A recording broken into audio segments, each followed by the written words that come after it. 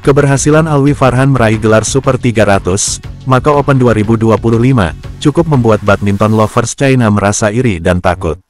Alwi Farhan berhasil mengalahkan Justin Ho dengan skor telak 21-15 dan 21-5. Ketakutan badminton lovers China bukan tanpa alasan, di saat pemain-pemain muda seperti Alex Lanier dan Alwi Farhan menunjukkan kemampuan mereka di level elit.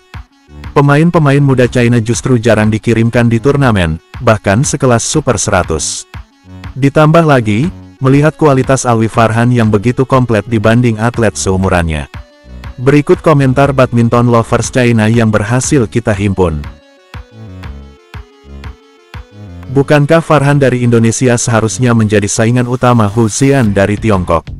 Sepertinya prestasi Farhan dan pencapaiannya saat ini lebih tinggi daripada Hu Xian.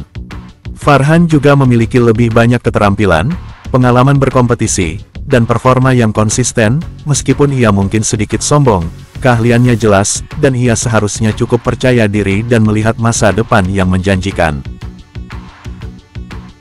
Tunggal putra Indonesia telah berhasil menyelesaikan transisi dari yang lama ke yang baru.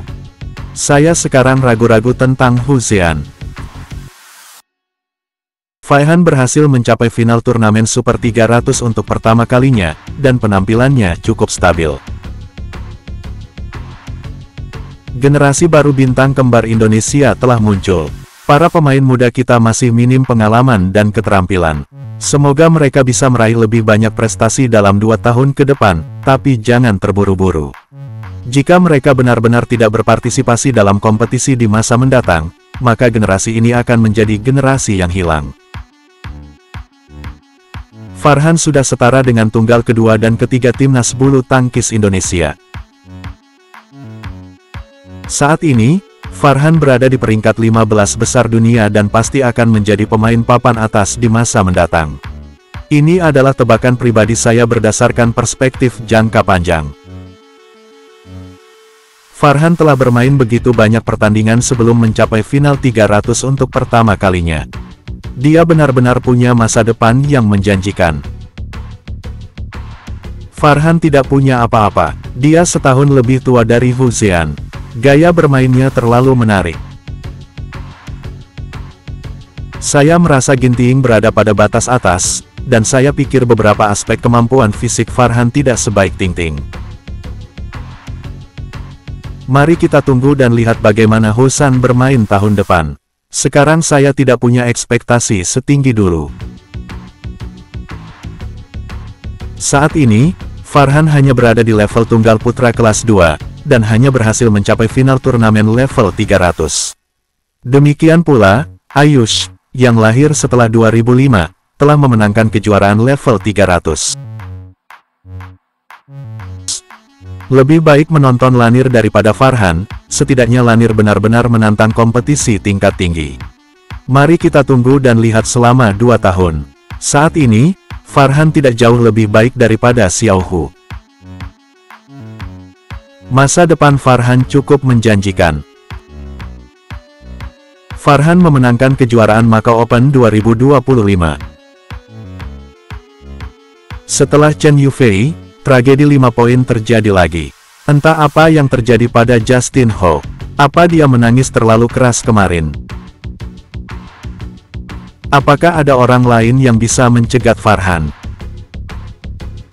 Selamat kepada Farhan. Ia sudah jauh mengungguli Hu Xian dan Zhu Chengxuan di antara rekan-rekannya dan dapat bersaing dengan Lanier dari Prancis. Sekarang ketika saya melihat Farhan, suara yang terngiang di pikiran saya masih paman yang berteriak, "Farhan, ayo!" Di semifinal Piala Sudirman tahun ini.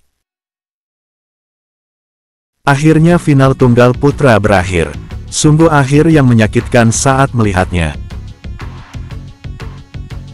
Faktanya, penampilan Farhan hari ini mirip dengan kemarin, dengan banyak kesalahan dan sorotan sesekali. Kemarin, Farhan kalah di pertandingan pertama melawan India karena terlalu banyak kesalahan. Kalau tidak, kekuatan India tidak akan sebaik dia. Lapangan yang rusak ini separuh dari kesalahan. Atlet tidak bisa bermain cukup cepat. Tentu saja, itu akan membuat atlet bermain sangat buruk. Jadi, Bermain di tur itu sangat penting. Negara China bahkan tidak menanggungnya. Anda harus mulai dari level 300, dan level 100 tidak akan ditanggung kecuali untuk turnamen domestik. Kita tidak boleh cemas. Tubuh kita belum berkembang dengan baik dan kita belum cukup berpengalaman dalam kompetisi dewasa. Dengan tidak mendaftar untuk berkompetisi, kita harus menerima bahwa pemain kita akan tumbuh lebih lambat daripada pemain dari negara lain. Atlet muda China harus mendaftar untuk semua turnamen sekarang. Bermain Super 300 bukanlah teknik yang pasti untuk menang. Bermain beberapa turnamen 100 juga dapat meningkatkan kepercayaan dirinya. Tapi tim bulu tangkis nasional selalu seperti ini. Ketika dia bisa bermain 500 turnamen, ada kemungkinan dia tidak akan mendaftar untuk 300 turnamen.